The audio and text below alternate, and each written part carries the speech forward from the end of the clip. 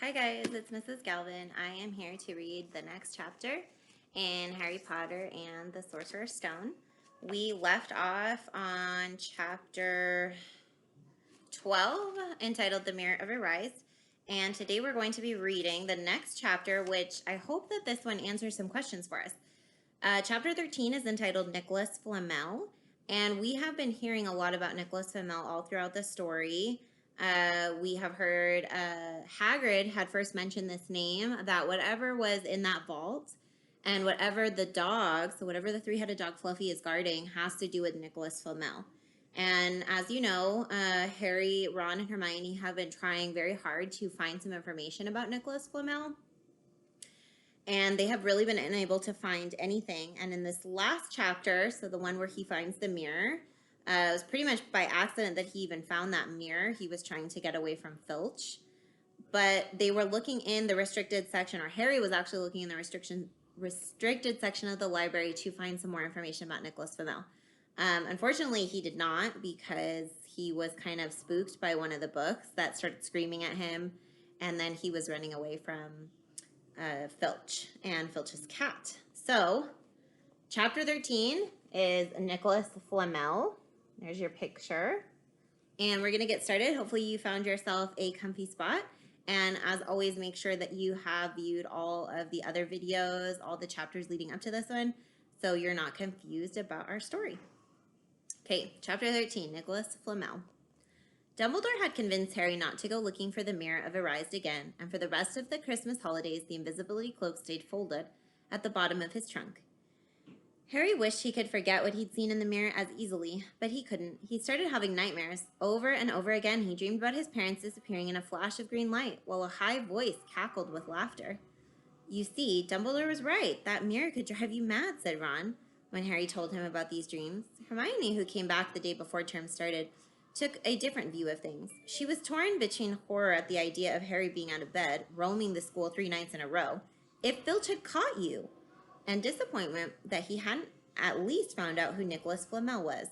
They had almost given up hope of ever finding Flamel in the library book, even though Harry was still sure he'd read the name somewhere. Once term had started, they were back to skimming through books for 10 minutes during their breaks. Harry had even less time than the other two, because Quidditch practice had started again. Wood was working the team harder than ever. Even the endless rain that had replaced the snow couldn't dampen his spirits. The Weasleys complained that Wood was becoming a fanatic, but Harry was on Wood's side. If they won their next match against Hufflepuff, they would overtake Slytherin in the house championship for the first time in 7 years. Quite apart from wanting to win, Harry found that he had fewer nightmares when he was tired out of training. Then during one particularly wet and muddy practice session, Wood gave the team a bit of bad news. He'd just gotten very angry with the Weasleys, who kept dive-bombing each other and pretending to fall off their brooms. Will you stop messing around, he yelled. That's exactly the sort of thing that'll lose us the match. Snape's refereeing this time, and he'll be looking for any excuse to knock points off Gryffindor. George Weasley really did fall off his broom at these words. Snape's refereeing? He spluttered through a mouthful of mud. When's he ever refereed a Quidditch match? He's not going to be fair if we might overtake Slytherin. The rest of the team landed next to George to complain too. It's not my fault, said Wood. We've just got to make sure we play a clean game, so Snape hasn't gotten an excuse to pick on us. Which was all very well, thought Harry, but he had another reason for not wanting Snape near him while he was playing Quidditch. The rest of the team hung back to talk to one another as usual at the end of practice, but Harry headed straight back to the Gryffindor common room, where he found Ron and Hermione playing chess. Chess was the only thing Hermione ever lost at, something Harry and Ron thought was very good for her. Don't talk to me for a moment, said Ron when Harry sat down next to him. I need to concede. He caught sight of Harry's face. What's the matter with you? You look terrible. Speaking quietly so that no one else would hear, Harry told the other two about Snape's sudden, sinister desire to be a Quidditch referee. Don't play, said Hermione at once. Say you're ill, said Ron. Pretend to break your leg, Hermione suggested. Really break your leg, said Ron. I can't, said Harry. There isn't a reserve seeker. If I back out, Gryffindor can't play at all. At that moment, Neville toppled into the common room. How he managed to climb through the portal was anyone's guess, because his legs had been stuck together with what they recognized at once as the leg locker curse. He must have had to bunny hop all the way up the Gryffindor tower. Everyone fell over laughing except Hermione, who leapt up and performed the counter curse. Neville's legs sprang apart, and he got to his feet, trembling. What happened? Hermione asked him, leading him over to sit with Harry and Ron. Malfoy, said Neville shakily. I met him outside the library. He said he'd been looking for someone to practice that on. Go to Professor McGonagall, Hermione urged. Report him. Neville shook his head. I don't want more trouble, he mumbled. Got to stand up to him, Neville, said Ron. He's used to walking all over people, but there's no reason to lie down in front of him and make it easier. There's no need to tell me I'm not brave enough to be in Gryffindor. Malfoy's already done that, Neville choked out. Harry felt in the pocket of his robes and pulled out a chocolate frog, the very last one from the box Hermione had given him for Christmas. He gave it to Neville, who looked as though he might cry. You're worth 12 of Malfoy, Harry said. The Sorting Hat chose you for Gryffindor, didn't it? And where's Malfoy in stinking Slytherin? Neville's lips twitched in a weak smile as he interrupted the frog. Thanks, Harry. I think I'll go to bed. Do you want the card? You collect them, don't you? As Neville walked away, Harry looked at the famous wizard card. Dumbledore again, he said. He was the first one He gasped, and he stared back at the back of the card, and then he looked up at Ron and Hermione. I found him, he whispered. I found Flamel. I told you I'd read the name somewhere before.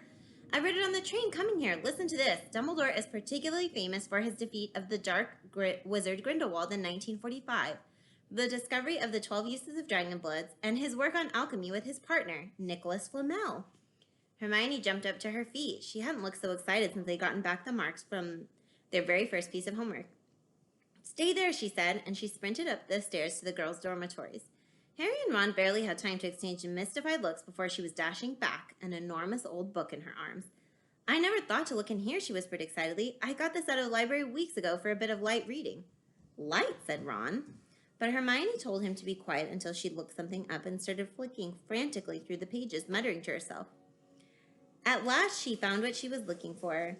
I knew it. Are we allowed to speak yet? Said Ron grumpily. Hermione ignored him.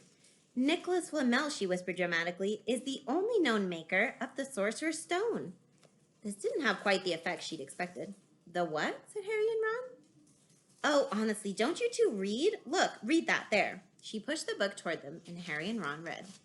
The ancient study of alchemy is concerned with making the Sorcerer's Stone, a legendary substance with astonishing powers. The stone will transform any metal into pure gold. It also produces the elixir of life, which will make the drinker immortal. There have been many reports of the Sorcerer's Stone over the centuries, but the only stone currently in existence belongs to Mr. Nicolas Flamel, the noted alchemist and opera lover. Mr. Flamel, who celebrated his 665th birthday last year, enjoys a quiet life in Devon with his wife, Perenelle, 658. See? Said Hermione. The dog must be guarding Flamel's Sorcerer's Stone. I bet he asked Dumbledore to keep it safe for him because they're friends and he knew someone was after it. That's why he wanted the stone moved out of Gringotts. A stone that makes gold and stops you from dying? Said Harry. No wonder Snape's after it. I got more tractor. Okay. Mom, here. Thank you. Here, Mom. Yeah, look. I Here. see it. Go eat it. When I was in the chair, I was trying to get that tractor. Okay, go eat it. Fall. A stone that makes gold and stops you from ever dying? No wonder Snape's after it. Anyone would want it. And no wonder we couldn't find Flamel in that study of recent developments in wizardry. He's not exactly recent if he's 665, is he? The next morning, in defense against the dark arts, while copying down different ways of treating werewolf bites, Harry and Ron were still discussing what they'd do with a Sorcerer's Stone if they had one. It wasn't until Ron said he'd buy his own Quidditch team that Harry remembered about Snape and the coming match. I'm going to play, he told Ron and Hermione. If I don't, all the Slytherins will think I'm just too scared to face Snape. I'll show them. It'll really wipe the smiles off their faces if we win. Just as long as we're not wiping you off the field, said Hermione. As the match drew near, however, Harry became more and more nervous. Whatever he told Ron and Hermione, the rest of the team wasn't too calm either. The idea of overtaking Slytherin in the House Championship was wonderful. No one had done it for 7 years. But would they be allowed to, with such a biased referee? Harry didn't know whether he was imagining it or not, but he seemed to keep running into Snape wherever he went. At times he even wondered whether Snape was following him, trying to catch him on his own. Potions lessons were turning into a sort of weekly torture. Snape was so horrible to Harry. Could Snape possibly know they'd found out about the Sorcerer's Stone? Harry didn't see how he could, yet he sometimes had the horrible feeling that Snape could read minds. Harry knew when they wished him good luck outside the locker rooms the next afternoon that Ron and Hermione were wondering whether they'd ever see him alive again. This wasn't what you'd call comforting. Harry hardly heard a word of Wood's pep talk as he pulled on his Quidditch ropes and picked up his Nimbus 2000. Ron and Hermione, meanwhile, had found a place in the stands next to Neville, who couldn't understand why they looked so grim and worried. or why they had both brought their wands to the match. Little did Harry know that Ron and Hermione had been secretly practicing the Legwalker curse. They'd gotten the idea from Malfoy using it on Neville, and were ready to use it on Snape if he showed any sign of wanting to hurt Harry. Now, don't forget, it's locomotor mortis, Hermione muttered as Ron slipped his wand up his sleeve. I know, Ron snapped. Don't nag. Back in the locker room, Wood had taken Harry aside. Don't want to pressure you, Potter, but if we ever need an early capture of the snitch, it's now. Finish the game before Snape can favor Hufflepuff too much. The whole school's out there, said Fred Weasley, peering out the door. Even, blimey, Dumbledore's come to watch. Harry's heart did a somersault. Dumbledore, he said, dashing to the door to make sure. There was no mistaking that Silverbeard. Harry could have laughed out loud with relief. He was safe. There was simply no way that Snape would dare try to hurt him if Dumbledore was watching. Perhaps that was why Snape was looking so angry as the teams marched onto the field, something that Ron noticed too. Never seen Snape look so mean, he told Hermione. Look, they're off. Ouch. Someone had poked Ron in the back of the head. It was Malfoy. Oh, sorry, Weasley. Didn't see you there. Malfoy grinned broadly at Crabbe and Goyle. Wonder how long Potter's going to stay on his broom this time. Anyone want to bet? What about you, Weasley? Ron didn't answer. Snape had just awarded Hufflepuff a penalty because George Weasley had hit a bludger at him. Hermione, who had all her fingers crossed in her lap, was squinting fixedly at Harry, who was circling the game like a hawk looking for the snitch. You know how I think they choose people for the Gryffindor team, said Malfoy loudly, a few minutes later, as Snape awarded Hufflepuff another penalty for no reason at all. It's people they feel sorry for. See, there's Potter, who's got no parents. Then there's the Weasleys, who got no money. You should be on the team, Longbottom. You've got no brains. Neville went bright red, but turned in his seat to face Malfoy. I'm worth 12 of you, Malfoy, he stammered. Malfoy, Crabbe, and Goyle howled with laughter, but Ron, still not daring to take his eyes from the game, said, You tell him, Neville. Longbottom, if brains were gold, you'd be poorer than Weasley, and that's saying something. Ron's nerves were already stretched to the breaking point with anxiety about Harry. I'm warning you, Malfoy. One more word. Ron, said Hermione suddenly. Harry! What? Where? Harry had suddenly gone into a spectacular dive which drew gasps and cheers from the crowd. Hermione stood up, her crossed fingers in her mouth, as Harry streaked toward the ground like a bullet. You're in luck, Weasley. Potter's obviously spotted some money on the ground, said Malfoy. Ron snapped. Before Malfoy knew what was happening, Ron was on top of him, wrestling him to the ground. Neville hesitated, then clambered over the back of his seat to help. Come on, Harry, Hermione screamed, leaping onto her seat to watch as Harry sped straight at Snape. She didn't even notice Malfoy and Ron rolling around her seat, or the scuffles and yelps coming from the whirl of fists that was Neville, Crabbe, and Goyle. Up in the air, Snape turned on his broomstick just in time to see something scarlet shoot past him, missing him by inches. The next second, Harry had pulled out of the dive, his arms raised in triumph, the snitch clasped in his hand. The stands erupted. It had to be a record. No one could ever remember the snitch being caught so quickly. Ron, where are you? The game is over. Harry's won. We've won. Gryffindor is in the lead, shrieked Hermione, dancing up and down on her seat and hugging Parvati Patel in the row in front. Harry jumped off his broom a foot from the ground, and he couldn't believe it. He'd done it. The game was over, and it had barely lasted 5 minutes. As Gryffindors came spilling onto the field, he saw Snape land nearby, white-faced and tight-lipped. Then Harry felt a hand on his shoulder and looked up into Dumbledore's smiling face. Well done, said Dumbledore quietly so that Harry could hear. Nice to see you haven't been brooding about that mirror. Keeping busy, excellent. Snape spat bitterly on the ground.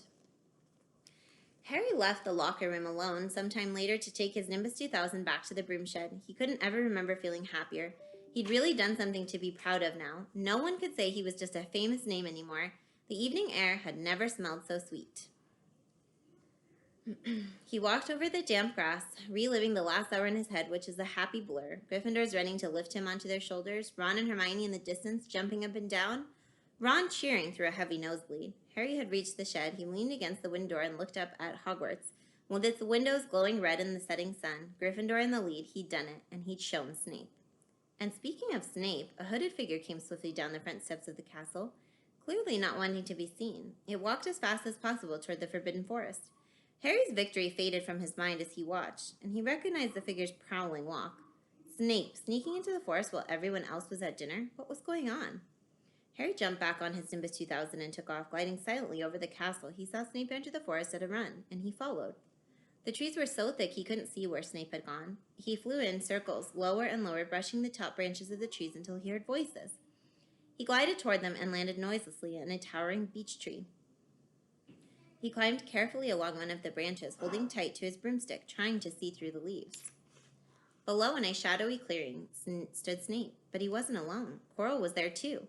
Harry couldn't make out the look on his face, but he was stuttering worse than ever, and Harry strained to catch what they were saying. Don't know why you wanted to meet here of all places, Severus. Oh, I thought we'd keep this private, said Snape, his voice icy. Students aren't supposed to know about the Sorcerer's Stone, after all. Harry leaned forward. Quirrell was mumbling something. Snape interrupted him. Have you found out how to get past the beast of Hagrid's yet? But Severus, you don't want me as your enemy, Quirrell, said Snape, taking a step toward him. I don't know what you know perfectly well what I mean. An owl hooted loudly, and Harry nearly fell out of the tree. He steadied himself in time to hear Snape say, You're a little bit of hocus pocus. I'm waiting. But don't. Very well, Snape cut in. We'll have another little chat soon when you've had time to think things over and decided where your loyalties lie. He threw his cloak over his head and strode out of the clearing. It was almost dark now, but Harry could see Quirrell standing quite still, as though he was petrified. Harry, where have you been? Hermione squeaked. We won. You won. And I gave Malfoy a black eye, and Neville tried to take on Crabbe and Goyle single-handed. He's still out cold, but Madame Pomfrey says he'll be all right. Talk about showing Slytherin. Everyone's waiting for you in the common room. We were having a party. Fred and George stole some cakes and stuff from the kitchens. Never mind that now, said Harry breathlessly. Let's find an empty room. You wait till you hear this. He made sure Peeves wasn't inside before shutting the door behind them. Then he told them what he'd seen and heard. So we were right. It is the Sorcerer's Stone, and Snape's trying to force Quirrell to help him get it. He asked if he knew how to get past Fluffy, and he said something about Quirrell's hocus pocus. I reckon there are other things guarding the stone apart from Fluffy. Loads of enchantments, probably, and Quirrell would have done some anti-dark art spells that Snape needs to break through. So you mean the stone's only safe as long as Quirrell stands up to Snape, said Hermione? It'll be gone by next Tuesday, said Ron. Okay, so that was the end of that chapter. So we have finally figured out who Nicolas Flamel is, and Snape and Quirrell have basically confirmed for us that the dog is guarding the Sorcerer's Stone, which now we know produces the elixir of life and turns everything it touches into gold. So we get to see what's going to happen next. But we do have some questions answered, and it appears that Snape is trying to steal it and that he's trying to enlist Quirrell to help him out. We will be continuing on Friday. I hope you guys all enjoyed this chapter, and I will see you guys next time. Bye, guys.